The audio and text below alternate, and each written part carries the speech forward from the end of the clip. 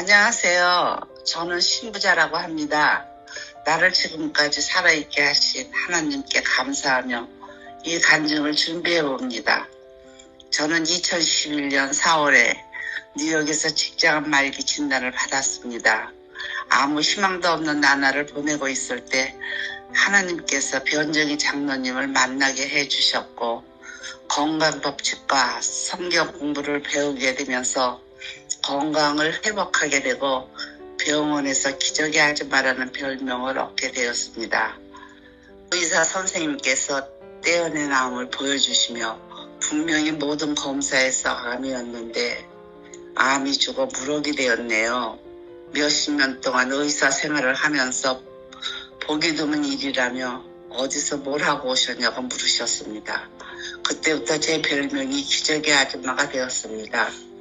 그때가 제 나이 69이었고 지금은 83살입니다. 14년 동안 건강하게 잘 살고 있답니다. 모든 것이 하나님의 은혜와 변장로님을 통해 알려주신 몸과 마음의 쉼을 생각하며 감사하게 살고 있습니다. 저의 간증이 지금 병들어 아파하시는 분들께 조금이나마 도움이 되었으면 합니다. 저는 정치하시는 아버지와 독서를 좋아하시는 조용한 어머니 밑에서 자랐습니다. 늘 독서만 하시는 얌전하고 소극적인 어머니와 반대로 저는 어릴 때부터 살림도 배워서 열심히 하고 공부도 운동도 적극적으로 하면서 고등학교 때에는 농구도 열심히 하는 농구 선수로 학창 시절을 보냈습니다. 어느 날 부모님 몰래 군 입대를 하고 싶어 지원 서류를 서랍에 숨겨놓고 준비하고 있었는데 그것이 어머니에게 들통이 나서 군 입대를 포기해야 하기도 했습니다. 그러다 중매로 6남매 중에 맏아들이 저희 남편과 결혼을 하게 되었습니다. 그리고 결혼을 하자마자 시부모님을 모시고 쫄망쫄망한 시동생들 시누이들과 함께 살게 되었습니다. 내가 꿨던 꿈은 다 사라지고 시집살이에 매진해 살았습니다. 제가 결혼했을 때 막내 시동생이 6살이었고 저도 딸과 아들을 낳아서 모두 12식구, 대식구가 함께 모여 살게 되었습니다. 집은 서울이었지만 그때는 연탄불로 밥과 반찬을 해먹던 그런 시절이었습니다. 냉장고도 없었고 세탁기도 없이 12식구에 하루 세끼를 하고 빨래를 하고 어린 시성생들의 도시락을 싸며 연세 드신 시부모님 대신 시성생들의 학부모 일까지 또 갓 태어난 제 아이들을 키우며 열심히 살았습니다. 지금 돌아보니 그런 생활을 어떻게 했었나 하는 생각이 듭니다. 저의 남편도 열심히 일을 해서 부모님과 동생들에게 경제적인 지원을 아끼지 않았고 고생은 많이 했지만 시동생들, 시누이들이 박사로 교수로 성공한 사업가로 다들 성공을 하니 고생한 보람이 있었습니다. 그 시동생들과 시누이들을 내가 낳은 자식들하고 똑같이 길렀고 저희 남편이 동생들을 잘 돌보려고 하는 마음이 존경스러워 함께 협력을 잘 했던 것 같습니다. 그래서 저는 거기에 보람을 느끼고 이제 시어머님, 시아버님도 잘 분명을 하려던 중에 저희 남편이 퇴직을 하게 되었고 퇴직금을 가지고 박사가 된 시동생들이 추천하는 주식에 투자를 했다가 퇴직금을 다 잃고 많은 재산을 탕진하게 되었습니다. 그러던 중에 미국에 살고 있던 딸과 사이가 미국에 와서 같이 살자고 해서 시부모님은 시동생에게 부탁을 하고 우리 부부가 미국으로 이주를 하게 되었습니다. 이렇게 저희 딸 가족과 미국 생활을 시작하게 되었습니다. 그러던 어느 날 마른 하늘의 날벼락이라는 일이 일어났습니다. 그날은 날씨가 매우 화창한 가을 아침이었습니다. 제 딸은 딸 둘이 있고 늦둥이 아들 낳아 4개월쯤 되었을 때였습니다. 사위는 일을 하러 가고 손녀딸 둘은 학교에 가고 저와 남편과 손자는 맨 아래층에 반지하에 있는 거실에 있었습니다. 1층에 있던 저희 딸도 내려와서 함께 대화를 나누는 중이었습니다.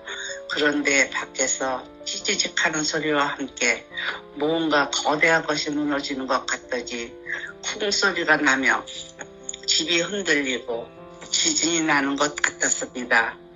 순간적으로 옆집에 있던 큰 나무가 쓰러졌다는 것을 직감했고 저는 이불로 손자를 둘둘 싸서 밖으로 나왔습니다. 저희 모두 밖에 나와보니 그 나무가 쓰러져 집 전체를 거의 다 덮어버렸습니다. 며칠 전에 저희 남편과 산책을 할 때 이 큰 나무를 보며 혹시라도 이 나무가 쓰러지면 어떻게 하지? 라며 남편과 대화를 했던 것이 생각이 났습니다.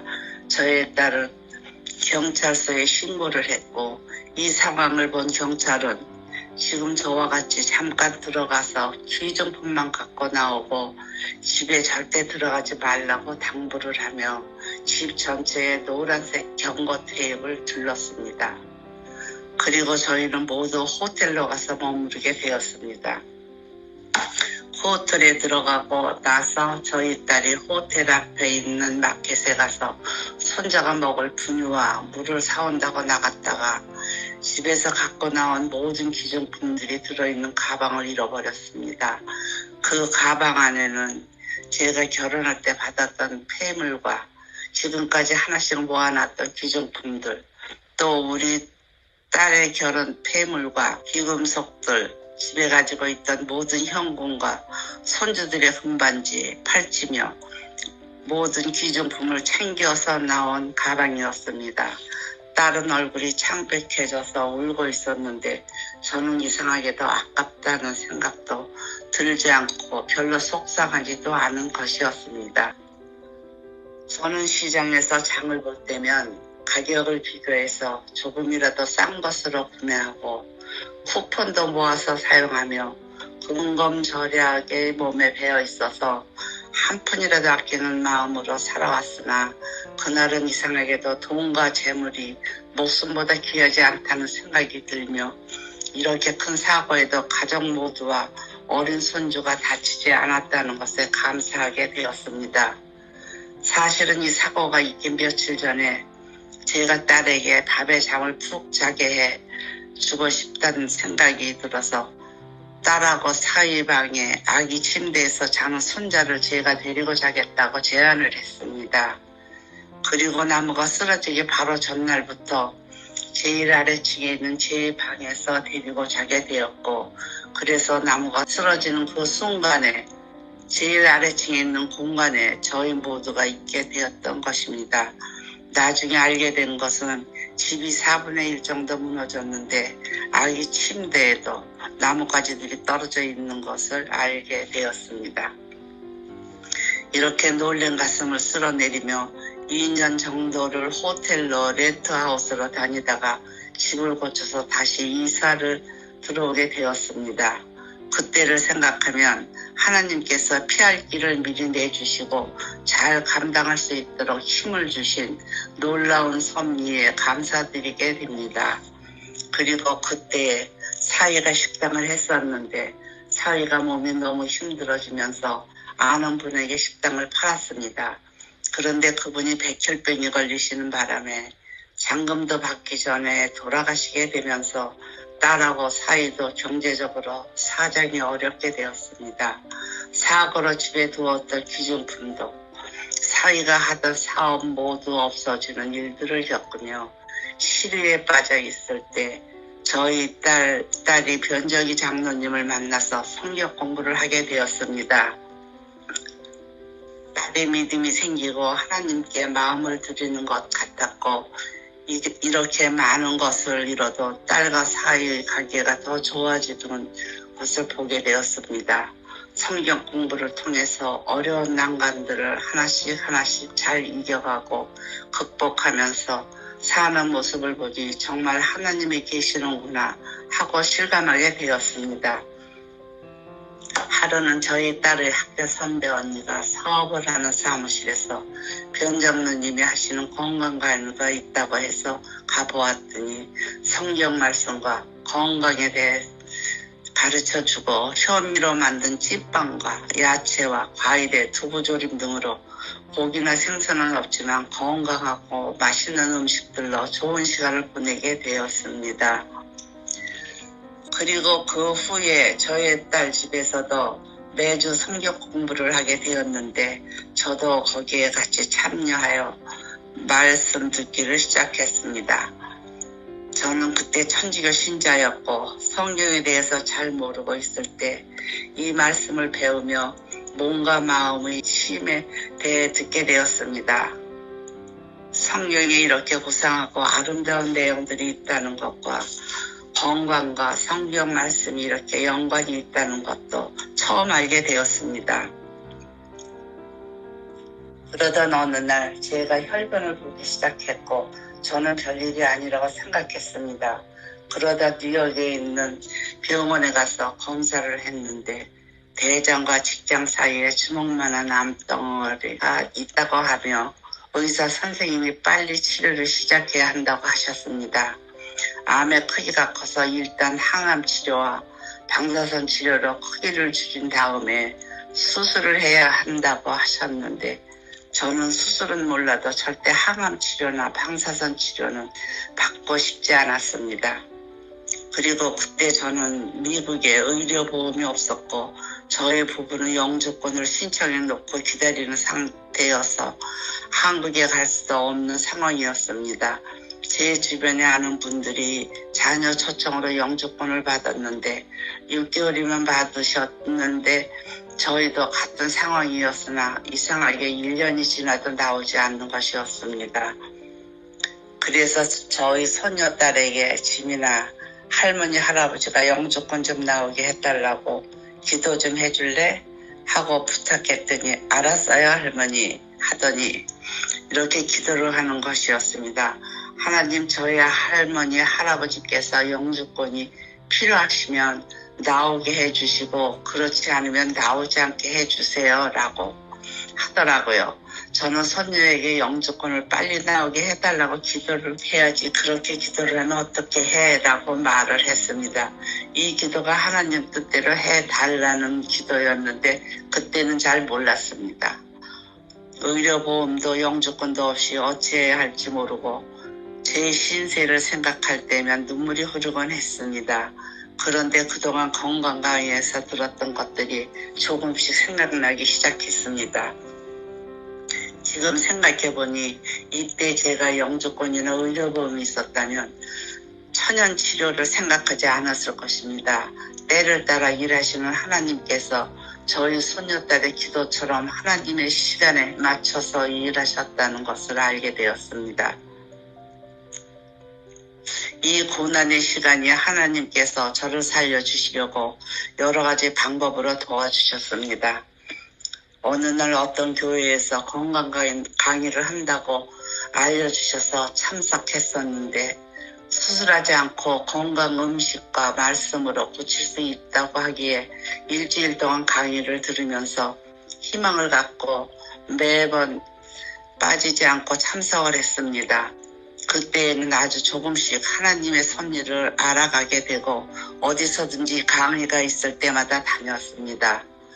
그리고 저와 저의 남편은 변 장로님 댁에 가서 한 달 동안 있으면서 환자 건강식을 먹고 배우고 말씀도 들으며 푸른 초원이 펼쳐진 아름다운 집에서 밭도 일구고 저희 남편은 잔디도 깎으며 산책도 하고 좋은 음식에 좋은 말씀을 들으니 몸이 건강해지고 병이 다 나을 것 같았습니다. 저희 남편은 30년 동안 복용하던 고혈압 약을 끊는 일이 생기기도 했습니다. 지금도 그곳에서 지내던 생각을 하면 그리워집니다. 이렇게 시기오빠가 하나님이 어떤 분이신지 들으며 조금씩 하나님께 의탁하게 되었고 말씀을 들으면 들을수록 그동안에 내가 잘못 살아왔다는 것을 깨닫게 되었습니다. 그러다 드디어 기다리던 영주권이 나왔는데 그 타이밍이 짜놓은 것 같았습니다. 만약에 정상적으로 영주권이 나왔다면 저는 한국병원에 가서 항암 치료와 방사선 치료를 하느라 쉼을 누리지 못하고 하나님의 섭리도 이해할 수 없었을 것입니다. 이렇게 영주권을 받자마자 장로님의 도움으로 항구에 있는 요양원에 가게 되었습니다. 그곳에서 일주일은 물금식을 하고 보식이 시작되었을 때 야채와 과일로 시작했고 현미밥으로 조금씩 늘려갔습니다. 그곳에서도 신선한 야채와 과일로 두 끼 식사를 하고 운동도 하며 그곳에 오신 80명의 환우분들과 교제도 하고 저는 간증도 하게 되었습니다. 그곳에서도 말씀을 보고 들으며 몸과 마음의 쉼을 누리는 귀한 시간이었습니다. 그렇게 40일 있다가 퇴소할 때 아들이 데리러 와서 예약을 해놓은 병원으로 갔습니다. 병원에서 검사를 했는데 딱딱하던 암이 말랑말랑한 무럭처럼 변했다고 하시며 의사 선생님이 바로 수술을 하자고 하셨습니다. 요양원에서는 요양원에서 했던 식이요법으로 계속하면 암이 죽는다고 하셨고 좀 더 있으면 암이 떨어져 나올 것 같다고 하셨습니다. 그러나 아들도 저에게 강권하고 저도 검사 후에 의사 선생님의 말을 듣고 나니 마음이 초조해지며 빨리 수술하고 싶다는 생각이 들어서 바로 수술을 했습니다. 수술 후에 조직검사 결과를 보니 임파선으로는 퍼지지 않아 항암은 안 해도 된다고 하시고 떼어낸 암을 보여주시면서 분명히 모든 검사에서 암이었는데 암이 죽어 무록이 되었네요 라고 하셨습니다. 그때부터 제 별명은 기적의 아줌마가 되었습니다. 의사 선생님께서 몇십 년을 의사생활을 하면서 흔하지 않은 일이라고 하시며 그동안에 어디서 뭘 하셨냐고 물어보시기도 했습니다. 지금 돌이켜보니 제가 한 것은 몸과 마음이 쉴 때 하나님께서 일하신다는 건강 법칙을 알고 그 음식으로 몸을 비우고 좋은 야채와 과일로 식사를 했습니다. 그리고 제 마음을 하나님께 맡기고 비우는 회개를 통해 평안하기를 원했던 것이었습니다. 또 때에 따라 일하시는 하나님의 섭리에 맞춰 이끄시는 대로 따라갔던 것입니다. 이렇게 해서 암은 치유가 다 되었지만 제가 한 가지 후회되는 것이 있습니다. 요양원에서 말씀하신 것처럼 좀 더 기다렸다면 수술하지 않고도 완치가 되었을 거라는 확신이 수술 후에 들게 되었습니다. 아무래도 장을 자르고 길이가 짧아지니 후유증이 생겼습니다. 화장실을 자주 가야 하고 멀리 여행을 갈 수도 없는 불편함이 생긴 것입니다. 만일 수술하기 전으로 돌아간다면 더 큰 믿음과 쉼을 가지고 수술보다는 식이요법과 운동으로 부작용 없이 치료하시는 하나님의 방법을 선택했을 것입니다. 저의 암 치료 과정을 보면서 천연치료도 믿지 않고 하나님도 믿지 않던 아들이 지금은 며느리와 함께 정기적으로 금식도 하고 손주들도 건강식으로 식단을 바꿔서 건강해지는 것을 보며 하나님께서는 저의 질병과 회복을 통해서 주위에 있는 가족들에게도 건강의 복을 주신다는 것도 알게 되며 감사하게 되었습니다. 그리고 저는 지금 한국에서 주일날 교회에 다니며 열심히 봉사활동도 하고 건강하게 잘 지내고 있습니다. 그런데 교회에서 기도 모임을 자주 하는데 방언으로 기도하곤 합니다. 그러나 저는 방언을 해보지 못했고 나오지도 않아서 이상하다고 생각을 했었는데 잘 생각해보니 제가 미국에 있을 때 들었던 쉼을 주시는 하나님의 높고 고상한 품성의 말씀을 들어서인지 방언이나 세상에서 잘 살게 해달라는 기도가 나오지 않습니다. 그래서 저희 딸과 이 얘기를 했더니 저희 딸이 하는 말이 성서 기별의 말씀이 엄마를 보호하고 있는 것 같다고 얘기를 했습니다. 제 생각에도 성서 말씀을 통해 배운 쉼의 방법이 진리를 분별할 수 있게 해주셔서 저처럼 정신이 없고 기억력도 없는 노인이 그 말씀으로 보호를 받을 수 있어 얼마나 감사한지 모릅니다. 저는 아주 적극적이고 책임감도 강하며 자존심도 세서 신세 지는 것은 너무 싫고 남을 도와주어야 만족을 하는 강한 성격입니다. 이 성격을 유지하기 위해 재물도 필요하고 잘 나가는 남편의 성공한 자식들이 제 옆에 있어야 하는데 그 일이 제 마음처럼 되지 않아 마음에 쉼이 없어 암에 걸린 것이었습니다. 하나님도 모르고 믿지 못해서 뭐든지 내가 다 해야 되는데 살다 보니 재물도 잃고 건강도 잃고 가족의 관계도 내 맘처럼 되지 않아 힘들고 지쳐서 포기하고 내려놓으며 하나님을 알게 되고 회개를 하니 제가 맡기고 내려놓은 만큼 쉴 수 있어 그것이 기적입니다. 이렇게 부족한 죄인에게 쉼을 통해 건강도 회복해 주시고 먹을 것, 입을 것, 걱정 없는 풍족한 마음도 주셨습니다. 그러나 저는 아직도 내려놓지 못한 짐이 있습니다. 시댁 동생들과 남편과의 관계 속에서 해결되지 않은 짐이 있어서 이렇게 하나님께서 많은 복을 주셨는데도 온전한 쉼을 누리지 못합니다. 이제 90을 향해 가고 있는 나이에 죽기 전에 이 수고하고 무거운 짐을 온전히 예수님이 십자가에 내려놓고 예수님과 같은 믿음으로 진정한 쉼을 누리고 싶습니다. 제 몸에 암이 금식을 통해 쉬고 있을 때 완치된 것처럼 마음의 금식을 통해 모든 것을 맡기고 마음의 쉼을 누릴 수 있도록 하나님께서 해주실 것을 믿고 구하고 찾고 두드리려고 합니다. 이 소망을 가지고 간증을 마치겠습니다. 이렇게 저희 간증을 들어주셔서 감사합니다.